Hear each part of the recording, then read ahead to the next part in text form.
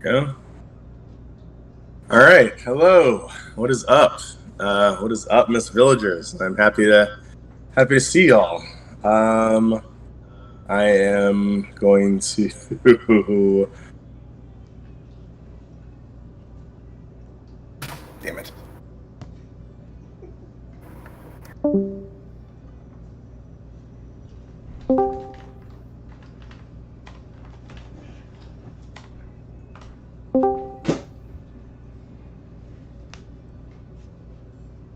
All right. Let's try that again. I am hoping that you guys can see me. This is the first time we're doing video, second time we're doing this AMA, so I'm hoping that this is coming across well. Okay, Geneva says you can see me. Great. Then I will scroll back up to where the question started. So anyway, I hope y'all are doing well. It just started being fall around here in Atlanta. In the last like 2-3 days, which is awesome and fun. I wore pants for, I want to say, the first time since 2019. It's a very weird experience. My legs felt a little trapped, but my ass looks good in jeans, so that's always a plus. What else is going on? I'm having a lot of fun with my challenge coins. I think we're going to be doing new ones soon. We got a little gnomes rule. Yeah, the motto there. So that's cool. Writing's going really well. I've been diving into that a bunch. A magic system that was just driving me up the wall probably for like 2 months because it didn't feel quite right is now totally in sync, so that's awesome. What else is going on? I saw Shang-Chi. Thought it was pretty good. Honestly, I feel like it could have been 2, maybe even 3 movies. I think that like the world that they built there was pretty cool. The action is definitely cool. Definitely messing around with what if a bunch as well. And yeah. As far as the books, like I said, those are going well. I'm anticipating 9 coming out later this year. Again, I'm not going to make any solid promises because the muse comes when she comes, and I hate infuriating you guys when I need to move it. But I'm just telling you that that's the way I'm feeling, and it's the words are flowing really, really well. God's Eye, ideally early next year. And I'd say the other really big announcement is that we are going to have the first ever Lit RPG convention. What? Bow, bow, bow, bow, bow. I gotta get some sound effects for this thing.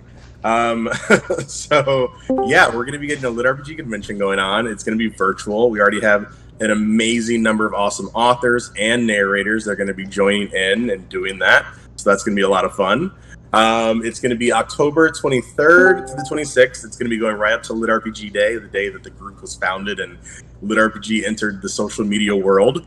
And I don't know, like I've told you guys before, when I first found Lit RPG, I just absolutely fell in love with it. And then we, sort of, it grew and grew, and it grew through a lot of hard work from myself, from the mods, from other authors, from you fans. And now it's just sort of grown so far beyond, anything that I ever expected. And I think it's great to celebrate that and to celebrate those of you that also have the true love for Lit RPG. So, litrpg.com is going to have updates. We're not putting out the specific schedule yet, but we'll do that probably in about a week or so. And then there'll be sign up for questions and things like that, and it's just going to be a lot of fun. So, yeah, I hope I hope that you guys will join us in for that. Let's see what else is going on. The comic is coming along really, really well. I honestly feel like the artists are even getting better. As they're getting more comfortable with the characters. I'm doing some cool one-off art from other artists that are like around the world. So I know like I was really on the art for a while, and then it just sort of fell off, especially with COVID and everything. But like I love creating, like actually visually bringing the books to life. So we're doing that, and not just for like book 1 that's following the comic, but I think for some of the other books as well. So for anybody that has a specific scene that they want to be created in the visual form, hit us up, and I'll try to move it to the front of the queue. All right. Well, let's get into some of these questions. I think we'll start on, I think that was November 22nd, 19th. Okay. Yeah. All right. So there's a lot of beware the curse. Let's see. All right. Have Aleron take you to the boneyard for margaritas next time you come down. All right, so just a lot of good fun and hijinks. Let's see where the first question starts. All right, I'm just gonna randomly stop scrolling and go here. Okay. Where is it? All right. So yeah, it's hard. There's a lot of back and forth. I'm not seeing if I've seen. So if there's any new, I'm going to start at the bottom then and see if there's any questions that people really want to get into. All right. So Alex21 says, do you have a favorite lit RPG series or idea used in a different series that you find really cool or interesting? One of my favorite things about lit RPG is that I honestly feel like it's one of the most expansive types of literature out there. I mean, literally, it can be any kind of game that you can think of, and that's anything under the sun. And I think that the accountability that lit RPG has for itself and staying within a well-defined system makes it a lot more enjoyable and exciting than just sort of a generic or general fantasy or sci-fi, because, you know, it's like, how are they going to get out? How are they going to get out of it? And then suddenly they just sort of do this thing that the author says is like, you know, enough, and then suddenly, oh my God, they won, and the forces of darkness are vanquished. And in lit RPG, you have to be accountable to the system that you've well prescribed and created. Believe me, I know the one or two times that I've gotten the math wrong, my fans have landed on me like a sumo wrestler. So I think that, like, if you want to write a good one, the balance you want to strike is that you want a system that is relatively simplistic but can be extrapolated out to a great deal. I think that the author of Reborn Apocalypse did that really well. He's got basically the humans can buy various things in a shop, and then they, but then there's a limit on how many abilities they're going to have at a time. So, I mean, by basically just making some arbitrary rules and then having to act within them, it creates a bit of stress and drama for the character, but also creates a way for them to get much powerful, but puts a cap on their power, and there's things that go through. And I mean, again, we're all different types of gamers, but for me, the exciting part was the grind. It was the world discovery, and then the progression and getting my guys stronger and stronger and stronger. And then once they kind of got strong enough that, like, they couldn't be beat, like, you know, in Oblivion when I had all chameleon armor and nobody could even see me, I lost interest within like half a day. I never picked it back up again. So yeah, I mean, I think that's a really, really good one. I think that the world building and sort of just like creativity of Reincarnation of the Strongest Sword God was really, really amazing. And then I give this shout out regularly, but I'm going to give a shout out to Vasily Manahinko. He's a man who made mining for rocks and killing rats interesting for an entire novel.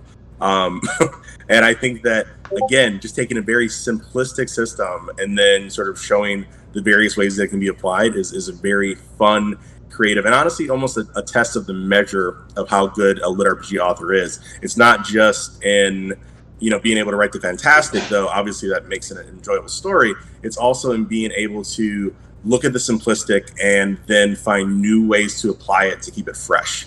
So yeah, I'd say that's my answer. All right. Let's see. All right. So Michelle says, all right, so we're talking about the bag of holding. All right. So this is people responding. You know, I think we're going to implement a new system on questions for Aleron, that if there's a question, put 2 question marks first to make it a lot easier for me to find the actual questions. All right. So let me skip to the bottom again. All right. Eldrick Dragonwing says, Aleron, can the quickening make a seed core, the hearth tree, and if so, when might it make one? I'm guessing you meant like the hearth tree. So I guess it's not really a spoiler. No, the hearth tree of Hisako's hearth tree, like I talked about, is a massively enhanced type of hearth tree for sprites because of her place of power. And it's not that every magic tree can make a seed core that can sort of grow anything else.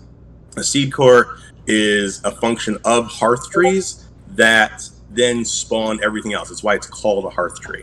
So no, there will be no seed cores coming from the quickening, but I promise you there are many, many quickening hijinks coming. All right, so Zenby says, Aleron Kong, do you have notes so you keep the rules of the land straight? I do. I have countless numbers of reference documents. And honestly, one of the things that I do to prepare for the next book is I just read my series again. I just sort of go through, I make sure that I'm being accountable to everything. And honestly, there's a lot of ideas that, you know, even I will go through and I'm like, ooh, this is going to be great, but I don't want to do it now. I want to do it in like 5 books, and I'll tease it out. And then I'll be like, oh yeah, that's that idea that I had 3 years ago, kind of thing. So it's absolutely necessary for me. But yeah, I honestly feel like writing a lit RPG is a lot more difficult, I think, than writing other books, because while the system in some ways can keep you accountable and allows for, I think, a greater authenticity to writing, if you're really into the number crunchy kind of lit RPG, like me, then yeah, just sort of like keeping the numbers straight, making sure that it's accountable, making sure that everything's consistent. And then also, like, when I'm writing the book, if I decide to sort of meander off or shift something, sometimes it'll change calculations through like the entire book, and then that's another hour of my life gone. So yeah, lots of reference documents, lots and lots. But it's what lets me like put out the works that I do, and you guys seem to like that. I'm just reminded. So I am actually sitting in a new chair right now. This is my new writing chair, and the old throne, which, as you can see, has a little bit of wear in it, and clearly my posture is sort of leaning to the left, is right there. And I was going to get rid of it until my friend was like, "That's ridiculous. You wrote 9 books in that. What if somebody wants it?" And I'm like, "Well, who would want that?" And then I asked Neva, and she's like, "Oh, somebody might want it." So we're gonna have an absolutely ridiculous sort of non-giveaway giveaway to auction off the chair, and all proceeds are going to go to an amazing charity that we haven't chosen yet.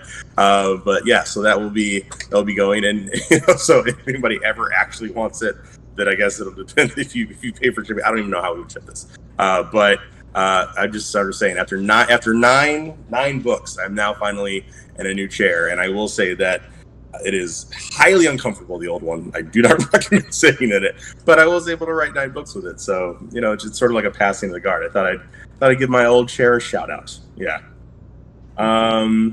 Let's see. So Tech Monitor says, "Oh, okay. Oh, so Father of Liturgy, have you snuck any references from any of your proverbial kids into the books that we haven't noticed?" I'm not sure what you mean by kids, but I have absolutely snuck references in that I still haven't seen anybody actually find. Some of them are very, very deep cuts. My movie knowledge is strong and goes back many, many years. So it's always fun when people find it. It's even more fun when someone makes a connection that absolutely was not there or planned at all. I think my favorite so far is somebody who damned me to hell because of chapter 37. Yes, if you guys don't know, I'm sure you know, but chapter 37 is a very distinctive chapter in all literature history. And he says, "I will never read this blasphemy again.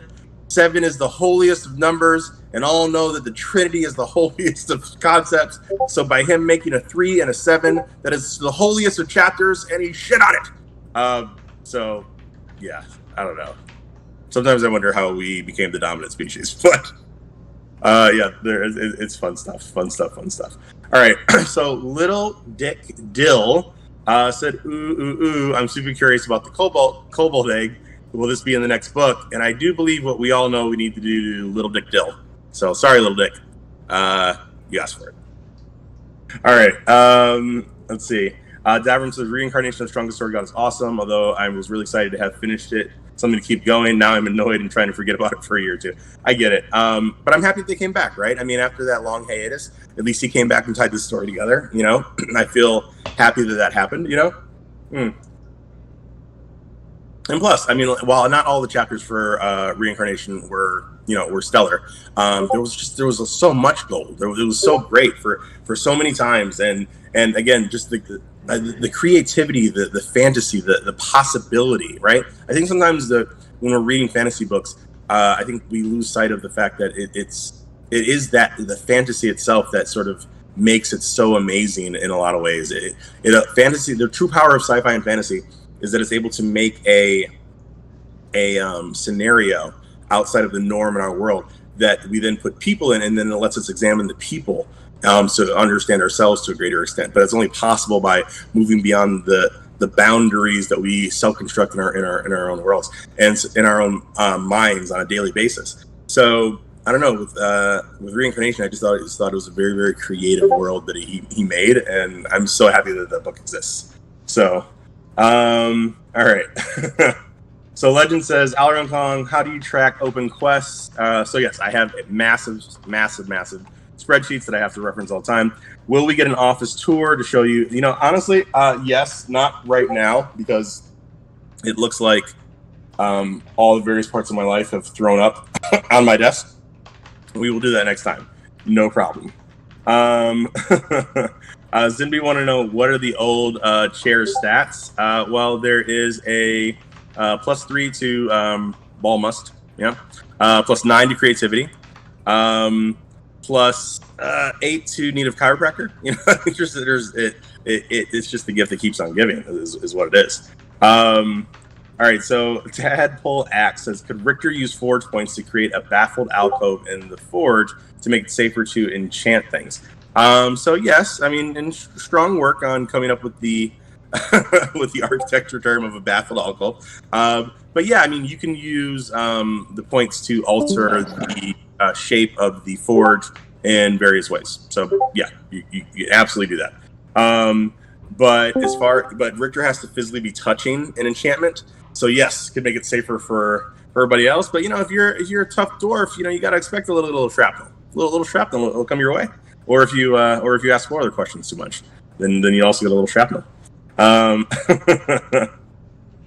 So Legend is asking, does Richter still have his free purchase from the Sea of Chaos? He absolutely does, and that will be coming into play sometime soon. And Talkmotter says somebody needs to make a GIF of a Richter huge person hurling a bag of unpopped popcorn at someone. I absolutely agree. Or, you know, better a popcorn grenade that can then shower somebody with popcorn shrapnel. So that's what's gonna happen. Sorry, little Dick, you got popcorn shrapnel. And so Bimbo says, don't even know if this is the answer, but obviously Richter has respawns. Does he have a normal lifespan? Would he theoretically die old? It's a very common question. This unfortunately falls under spoiler stuff. So we will into the lifespan of Richter. But I will tell you that it's only been about 6 months since he's been in the land, so his lifespan, we have a good number of years to be together. So no stress. Okay, so 13 Racken wrote a 7-part question. Sorry, 13 Racken. You're gonna have to pick one of them, and I will come back. Okay, so this is a good one. Striker 10 says, if two tier 2 people have a child together, is the child born as tier 2? So in the land, tier 2 affects multiple things about you, and because it's an ascended form. So moving to tier 2 doesn't just do the things that were described that Richter was able to choose from, but there's also, you know, just sort of a general enhancement of who and what they are. So two tier 2 people having a kid would definitely not have a normal kid, but he wouldn't necessarily be an ascended kid unless there were certain other conditions that were met. It's a good question. I actually spent a good amount of time working that out myself for a possibly potential future storyline. So, all right, let's see if I can find another question. All right, so Dr. Jeff is asking a God's Eye question. What? We don't get those a lot. God's Eye question related to faith points. I know that new faith points are generated each worshiper on every 10 day, and I believe the amount is based on the level of devotion overall of the tribe. Other than on 10 day, how else? All right, so these are just all spoilers, Dr. Jeff. Dr. Shrapnel Popcorn is what we're going to call you. All right, so we're not answering one. Do we know how many FPs will be generated on a faith day? So for this upcoming 10 day, it is going to be obvious. It's going to be based on the number of living worshipers that he has. So that I will answer. Number 3, do we know if faith points are generated before or after you create? All right, so that is a spoiler. We'll be coming into that. Is there anything else we need to know about faith points? Lots of things. Oh my God, Dr. Jeff, you are... Yes, it's like I just gave you the book of my life, and you're trying to jump to the middle, buddy. You know, you gotta ease in with me. You gotta ease in with me. I don't know what that's all about. Okay, all right. All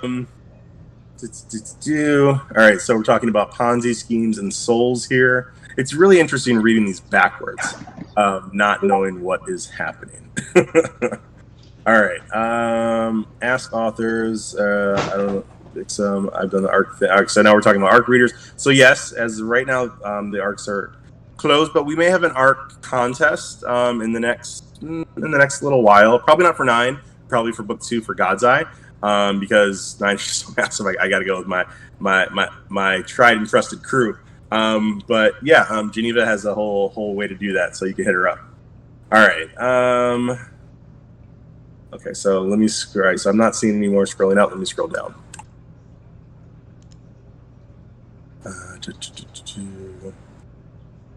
All right. Do beings get bloodlines at conception or birth? Yes, they can, depending on what kind they are. Oh, it's not letting more than 25 join because we're on video? That's weird. All right. Well, then I will hop off and then join as voice. Okay. Well, let's try that. All right.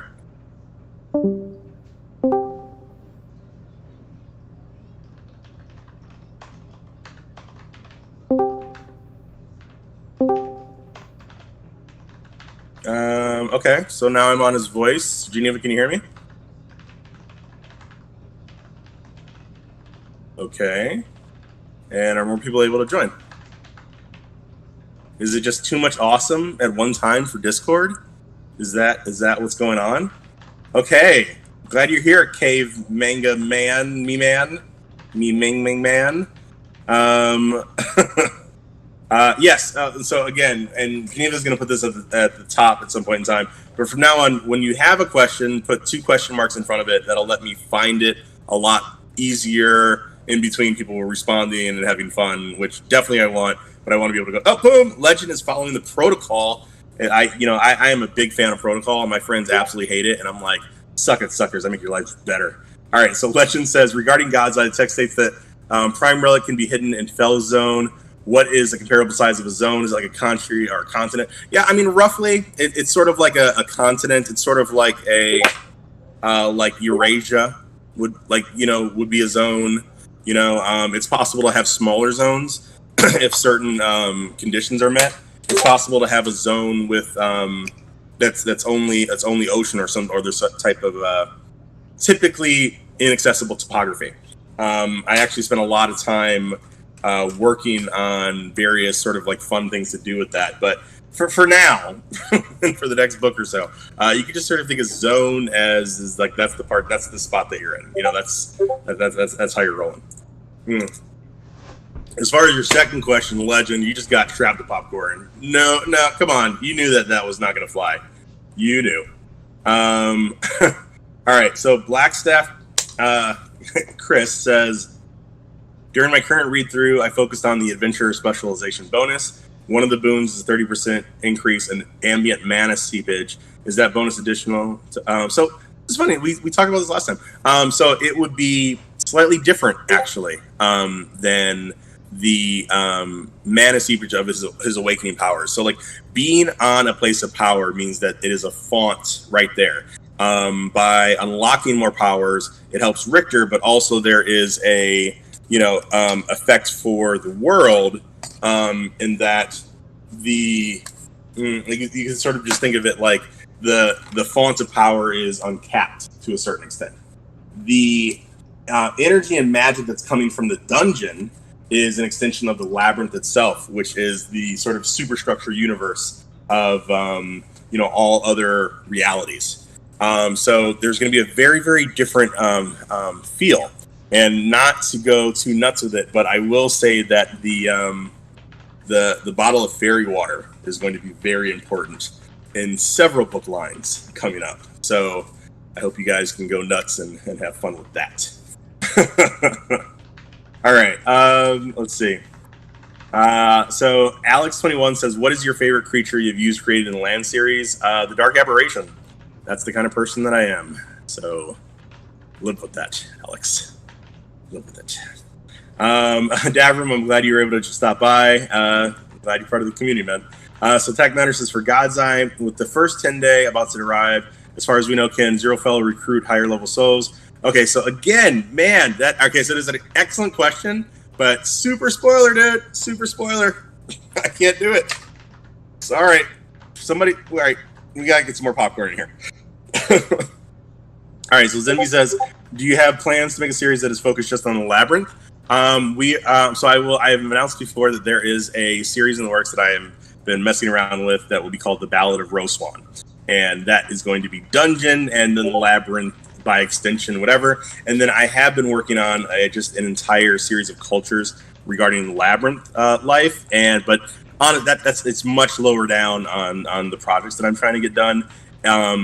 I will say that every project that I'm doing, I think I've told you guys before that when I first started writing, and I thought about thousands and thousands of books that I've read throughout my life. What do I want to? What did I really want it to look like? And I decided the best fit for me was the Star Wars universe to a certain extent, not in any of the actual plot lines or lore of it, but just in how expansive it was. In that you can have a storyline that happens on one world and it's completely self-contained. You can have this empire, or you can have the empire, and then you can have, like a smaller sort of conglomerate or government over here. And then those storylines can cross, or there can be various things that happen at various time periods. So for me, writing my world, I will tell you that I think there's always going to be a potential for them being connected. I feel like most of you already figured out what the connection is between God's Eye and the land. I will not confirm anything, but yeah. So I guess I hope that answers. All right. All right. So Bimos also, let's say, just reached level 3. Congrats, Tring. I said I don't want to make the spoiler question, obviously, so I'm not asking if they will meet each other, but more, is it possible, or would magic systems fail if they left their planet? Is there something that ties them to their planet that they theory of?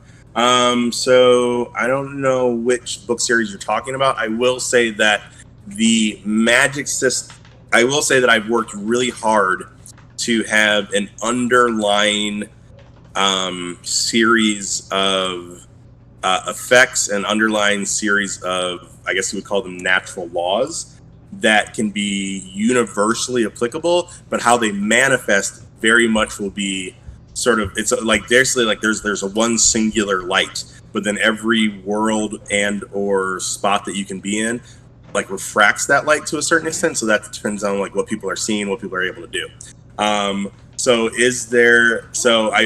There's an underlying method to the madness, and one of the hidden quests that I guess you just stumbled upon is can you find out what the underlying rules are as I introduce more books, more and more universes.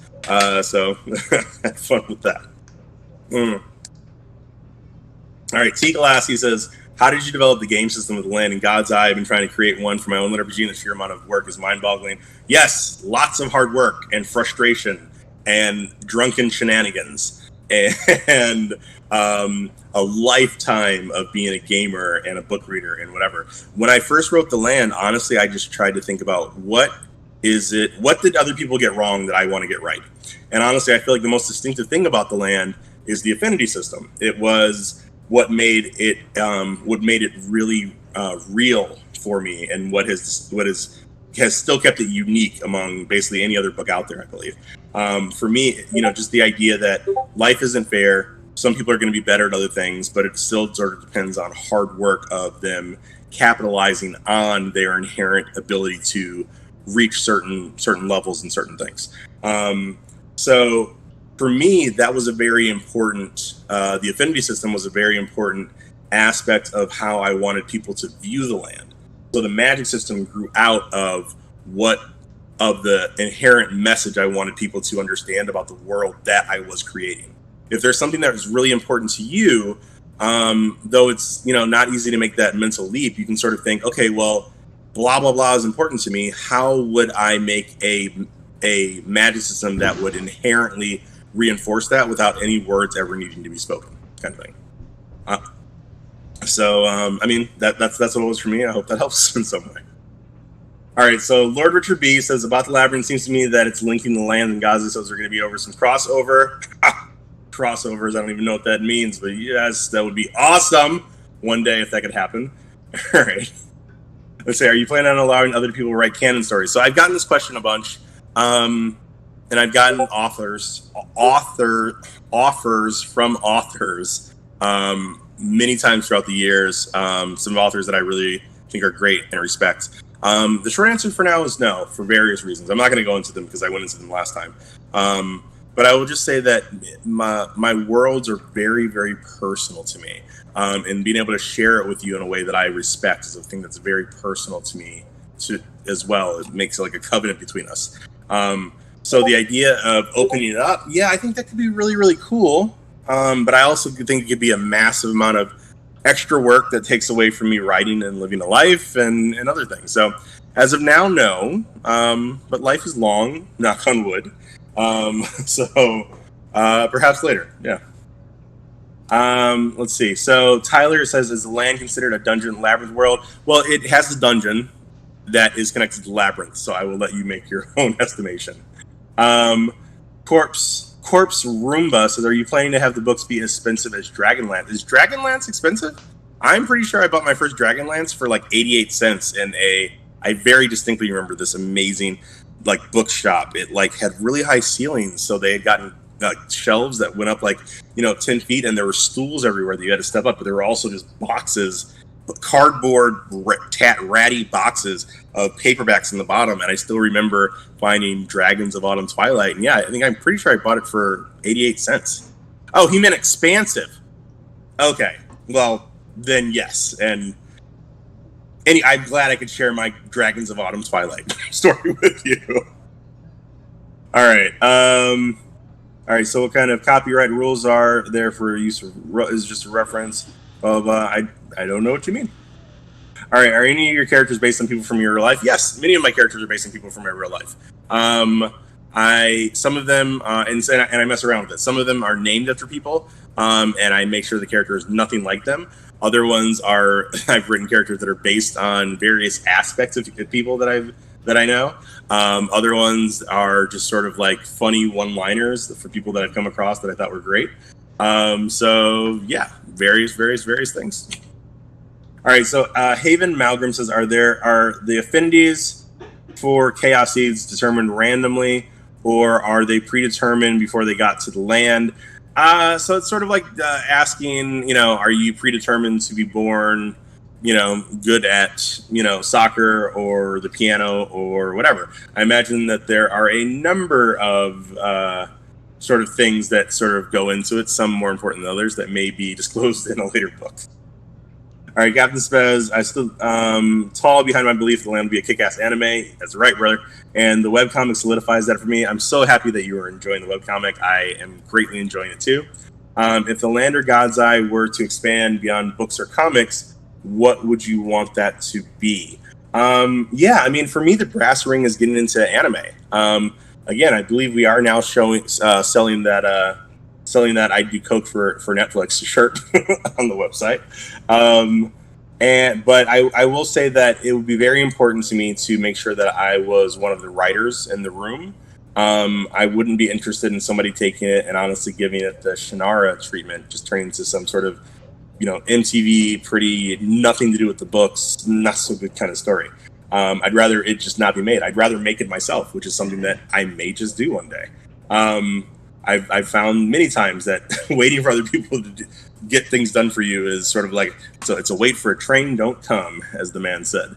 But yeah, I would love to have it be an anime. I'd love to have it basically have the elements of awesome animes like Goblin Slayer, Grimgar, things like that, but also have the sort of irreverence of Boondocks and Archer.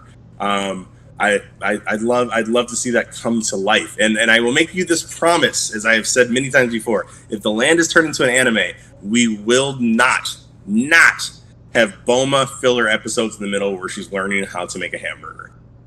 If nothing else, we will just have a bunch of violence in the middle if we need to pad out something. So just that is a promise from me to you. All right, let's see what else we can do. We are about 50% way done with the water, so we'll keep going until that's done. All right. Blackstaff says, when creating D&D campaigns, I find it difficult to think about other teams. How much do you spend time thinking about your books? It's constant. It's like asking a guy how much time he spends thinking about sex. I mean, it's just constantly there in the background. So there's times where I think about it more intensely, and there's times that I think about it less. But I really just sort of just enjoy the act of creation and making these books. So The way my mind works is that it's a different engine to a certain extent, where there's like, mathematical problems, social issues, whatever, that are constantly going on in the background. And then one day I'll just be walking along and go beep, boop, boop, and the answer pops out. So yeah, I mean, it's an all day, every day kind of thing. Let's see. All right. So Caveman Manga says, can you estimate how many physical books you own? So I have a private library. Actually, I'll give you guys a tour of that little private library when I give you guys a tour next time. Not now, because again, there's just so much everything everywhere. Also, I'm not wearing pants, so I just don't feel like walking around and giving you guys a show for free. But yeah, I've got an awesome private library of my own books that I love, but then also books that are signed by some of the greats, Sanderson, Butcher, Brent Weeks, and many awesome lit RPG authors as well. So I'll be happy to share that with y'all. So Captain says keep Shyamalan away from this community. Okay, so I give Shyamalan a lot of shit because I feel like he screws me every time. Hippies in the Woods, damn you, man. But I give him props for, I loved his superhero trilogy. I thought Glass was an amazing, awesome movie, a really, really cool concept. I would love to see him expand that universe more, though he says that's the one he's done with. And I recently saw Old, which was an interesting concept. It wasn't too bad. He just infuriates me a lot of the time, but he does do some good stuff. All right. So is there a difference between the Dungeon of Bloody Chaos and the Ancient Dungeon? Yes. So Dungeon of Bloody Chaos is a capital D dungeon, and the Ancient Dungeon is a lower D dungeon. It just talks about the age of the dungeon, not necessarily that it is connected to the labyrinth, which is what the capital D is. All right. So yes, Corpse Ronda, you are definitely in spoiler territory about what would happen to a non-chaos seed touching a chaos fragment. But I think we also can remember from book 6 that certain sources of chaos will change the environment around to boom. Tyler Carroll says, why are unicorns in the land? Who says that they aren't? Like if you ever see a guy riding on a horse's head, that is a unicorn. That's how he's holding on. Apparently I've passed my attention threshold. Well, it's having a talk. And so Vesgard says, I'm sorry if this has been asked, just joined. Is there any update on how far you are with book 9? So I'm not giving updates on specifically how far I am with the books. I did say that I am hoping for the end of the year. That seemed pretty realistic, but I'm not going to do updates anymore because sometimes I have to stop for family issues or the muse just leaves me for a little bit, and I really hate the angst of having to push a specific date back. So I'm giving like just the basic, like this is what we're going for. But sadly, I'm just not the kind of guy that's going to give more specifics than that. All right, so T. Glassy is asking, what is the process when writing? Do you hit a certain word count? I do not. I am not one of those. I know a lot of authors do. I will just write when I want to write, and I stop writing when it's time to stop writing. If there's something that conceptually is not even in this book, but it's bothering me and it's going to be 5 books later, I may stop writing until I've noodled that out. Or, I'll just knock out like 5 chapters in a day. I let it flow. I always know where I'm trying to go. Like my outline is like, I want to get from point A to point B, but whether that's a straight line or a squiggle, I totally let the words guide me. That's how I do things. All right, so Tadball X says, is a treasure chest in the dungeon a single-use item, or would it be refilled over and over? Depends on, again, if we're talking about a capitalized treasure chest or not, that I made reference to in a little bit in 7 and definitely more in 8. Or if it's just like a one-time kind of deal, then that would be, it sort of depends on how we're doing. Like, is it just a box that, things might show up in, or is it an actual, the labyrinth treasure chest, which is like the kind of thing that kingdoms would fight over, depending. So, yeah. Big swallow. Okay. Legend says, are you planning on having an option to buy the entire series in hardcover? Geneva, I think we were supposed to do that. Let's throw that up there. So the landing sources, Richter needs a mount. Richter is in very tough, mountainous forested terrain. So I don't think that a classic horse might not be the best. It might not be the best for them to do. Will there be a concurrent paper and audiobook release? Probably not, honestly, because the narrators that I work with are so cool, super duper cool, and enough that they always leave little spots open for me for whenever I'm done. But since I'm not 100% sure yet, we don't have a specific time frame. So typically, I'm like, hey, I'm done, and they're like, or I'll be done in a month, and they're like, okay, well, I'm good in 2 months, and then that's why there's always a little bit of a lag. So probably not. Yes, Corpse Round, I can. Gnomes rule. All right. Are you gonna make an encyclopedia about the land in God's Eye? So I had a bunch of just super awesome fans that made the Chaos Seats wiki, but they made it so detailed. They went to the math behind everything. And honestly, I told them to take a good amount of it down back in the day, because it was just a way for authors to sort of cheat and rip off my ideas and concepts and copy them, which was personally annoying, but also just sort of limited the growth of lit RPG as a whole. One of the biggest fights when I would get into with authors on the reg was I wouldn't let them come into the lit RPG group and be like, hey, so what do you guys want to see, blah, blah, blah, because there's just a lot of people out there that are just trying to basically just copy everything that's been out there without doing any work, turn something out and make a couple bucks. And I'm still in love with the genre, and I wanted to see it grow. So even though that was a big point of contention, I honestly feel like not making the group a reader-focused group rather than writer-focused and keeping out that kind of thing has stimulated all the many, many awesome different types of magic systems that we're all enjoying now in the various books. So, yeah, probably not going to make an encyclopedia anytime soon. Maybe in about 5 years. Maybe for the 10th year anniversary, I'll do it. Excuse me. Okay, so Legend's asking, when the text states for each treasure rank up to 10 plus 10%. Okay. All right, so neither one of those is exactly right, but you're much closer with the lesser one. Okay? There's not going to be a 10% chance of a legendary. You know what I'm saying? All right. Richter should travel to the plains of gold and tame a T-Rex. Best comment of the Discord. I am a fan of this. Awesome. And would you also, yes, and one of the reasons that it takes 4 to 6 weeks whenever you guys make a physical order is that every order I still personalize every single one, and it usually takes me a day to go through all of that, to pack it up, to put all in the extra swag, to sort of do whatever. It is super annoying, but also I'm so very, very appreciative of all of you that I like to take the time to do that, but it does take a lot of time, so that's why. All right, it looks like we have gotten to the end of the questions. Okay, good things. I am really happy that you guys are here on the Discord with me. This is a new thing that we're basically doing. I think we had a fan or two start one before or whatever, but this is the first time that we're really, really getting on top of it. So if there's anything that you guys see in other Discords that you think we could do better, please send Geneva a message, and we will absolutely get on that. If there's anything else that you guys sort of want to touch base, I love hearing from people. All of my links are on litrpg.com. It's very difficult to forget the name of my website. So you can hit me up on Facebook. You can hit us up here. I'm not necessarily checking a lot of messages here because I don't know how to use Discord yet. I'm still learning it. But you can email me, richter@litrpg.com. But yeah, I just really appreciate all of you. Thank you so much for spending your day with me today. And I really look forward to LitCon. That's going to be coming up in a month. And again, you can find details on litrpg.com. And you guys are awesome. I just put up there's a new comic up on litrpg.com right now. If you guys want to go check it out, a new episode. Okay, I'm heading out. As always, peace, love, Herb Margarita. Bye.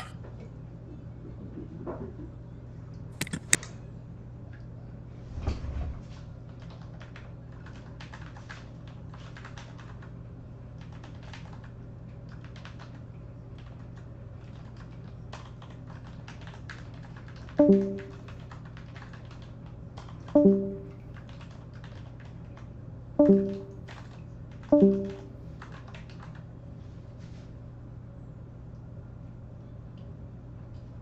you.